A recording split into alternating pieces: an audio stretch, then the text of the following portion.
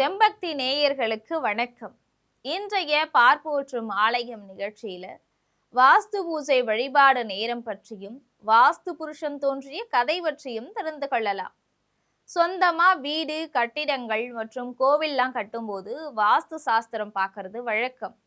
மனையுடைய தலைவரான வாஸ்து புருஷன் கண் விழித்து இருக்கக்கூடிய நேரங்கள்ல இதற்கான நாட்களை குறிக்கிறாங்க.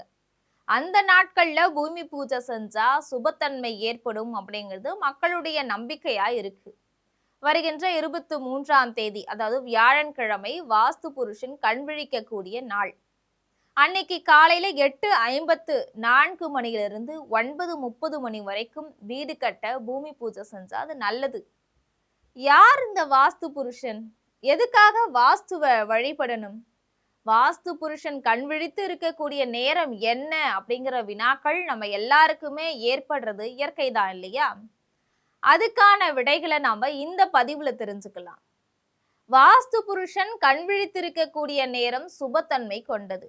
கும்பகர்ணன மாதிரி இவர் தூங்கினாலும் வருஷத்துல குறிப்பிட்ட 8 மாதங்கள் குறிப்பிட்ட நாட்கள்ல 3:45 நாழிகை 1:30 மணி நேரம் நித்திரையில இருந்து விழித்திருக்கிறதாகவும் 18 நிமிஷம் தன்னுடைய பணிகளை பல் துலக்குவது, குளிப்பது, பூஜை செய்தல், உணவு உண்ணுதல், வெற்றிலை தாம்பூலம் போடுதல் ஆகிய காரியங்களை செய்யறதாகவும் ஒரு ஐதீகம். கடைசியா ஒரு தாம்பூலம் தரிப்பதற்கான நேரத்துல பூமி பூஜை செஞ்சா நல்ல நேரமா கருதப்படுது. வாஸ்து புருஷன் அவதார நிலை சிவனோடு தொடர்புடையது. ஒரு சமயம் அந்தகாசுரன் அப்படிங்கிற அரக்கன் கடுமையான தவம் இருந்து தவத்துடைய பயனாக யாராலையுமே வெல்ல முடியாத வரற்றை பெற்றிருந்தான். அவன் அட்டூழியம் தாங்க முடியாத தேவர்கள் சிவன் கிட்ட முறையிட்டாங்க. தேவர்களை காக்க சிவன் அரக்கனுடன் போர் புரிந்து அவனை அழிச்சார். அப்போ சிவன் தன்னுடைய முகத்துல அரும்பியிருந்த வியர்வை துளிகளை தொடச்சி எறிஞ்சார். அதுல இருந்து பயங்கரமான தோற்றத்துடன் ஒரு பூதம் தோன்றுச்சு. அதுக்கு ரொம்பவும் பசியா இருந்ததால உலகம் முழுவதையும் தேவர்கள் மற்றும் அரக்கர்களை விழுங்க ஆரம்பிச்சது. இதனால பயந்து போன தேவர்கள் சிவன் கிட்ட முறையிட்டாங்க. பசி அடங்காம பூதமும் சிவனை நோக்கி தவம் செஞ்சது.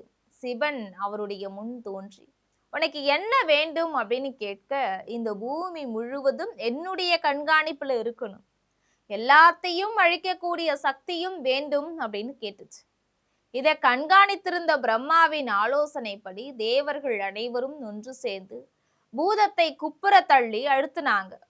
வடகிழக்கு, அதாவது ஈசான்ய திசையில தலையும் தென்மேற்கு திசையில காலும் இருக்கும்படி கை கால்கள் கட்டி அது எந்திரிக்க விடாம எல்லாரும் அது மேல உட்கார்ந்திருந்தாங்க.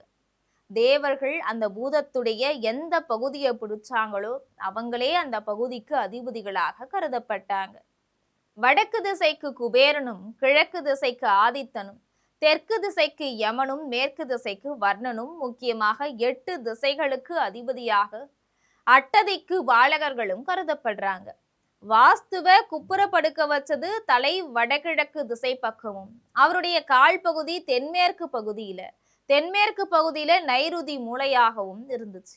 அந்த பூதம் எனக்கு பசிக்குது அப்படின்னு சொல்லுச்சு. பூமியில வீடு கட்டுறவங்க உனக்கு ஹோமம் செய்வாங்க, வாஸ்து பூஜை செய்வாங்க, அதை சாப்பிட்டுக்கோ அப்படின்னு சொன்னாரு பிரம்மா. அதுக்கு வாஸ்து புருஷன் அப்படின்னு பேரிட்டு பூமிக்கு காவலாக்குனாங்க. வாஸ்து பகவான் கண் விழித்திருக்கக்கூடிய நாளே வாஸ்து நாள் அப்படின்னு சொல்லப்படுது. ஒவ்வொரு வருஷமும் சித்திரை, வைகாசி, ஆடி, ஆவணி, ஐப்பசி, கார்த்திகை, தை, மாசி ஆகிய மாதங்கள்ல வாஸ்து நாட்கள் வருது. ஒரு வருஷத்துல 8 வாஸ்து நாட்கள் மட்டும்தான் வரும். இந்த 8 நாட்கள்ல மட்டும் வாஸ்து பகவான் 1.5 மணி நேரம் மட்டுமே கண் விழித்திருப்பார். அப்படி அவரு காலையிலேயே நீராடி பூஜை செஞ்ச பிறகு உணவு உட்கொள்வார். அப்படி நிம்மதியும் நிறைவுமாக இருக்கக்கூடிய தருணம் தான் பூமி பூஜைக்கான நேரம். பூமி பூஜையின் போது வாஸ்து ஹோமம் மற்றும் பூஜை செஞ்சா கட்டுமான பணி தடையின்றி நடைபெறும் அப்படிங்கிறது ஒரு ஐதீகம். வாஸ்து பகவான் கண் விழித்திருக்கக்கூடிய நாட்கள்லாம் எது எதுன்னு பார்த்தோம்னா, சித்திரை மாதம் 10ஆம் தேதி, அதாவது ஏப்ரல் 23 காலையில 8:54 இருந்து 9:30 வரைக்கும். வைகாசி மாதம் 21ஆம் தேதி, அதாவது ஜூன் 4ஆம் தேதி காலை 9:12 மணி முதல் 10:42 வரைக்கும்.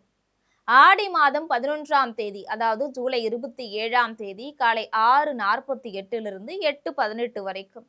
ஆவணி மாதம் 6ஆம் தேதி, அதாவது ஆகஸ்ட் 23ஆம் தேதி மாலை 2:24 3:54 வரைக்கும்.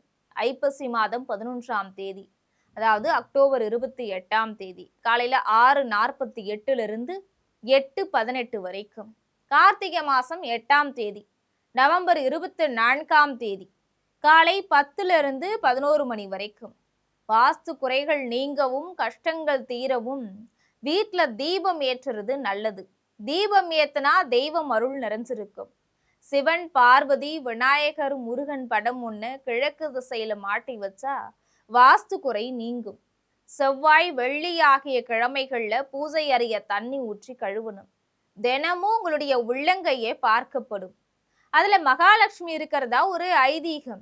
வீட்டுல கடல் நீரால தெளிக்கணும். இப்படி செஞ்சா மகாலட்சுமி அருள் கிடைக்கும். வீட்டுல வாஸ்து தோஷங்கள் நீங்க தினமும் ஓம் நமோ வாஸ்து புருஷாய நம அப்படிங்கிற மந்திரத்தை 27 முறை உச்சரித்து வாஸ்து தீபம் ஏற்றணும். செவ்வாய் மற்றும் வெள்ளிக்கிழமைகள்ல வீடு முழுவதுமே சாம்பிராணி புகை போடுறது, கல்லுப்பு மற்றும் கற்பூர படிவங்களை கன்னி மூலை வடகிழக்கு மூலையில வைக்கிறது நல்ல பலனை தரும்.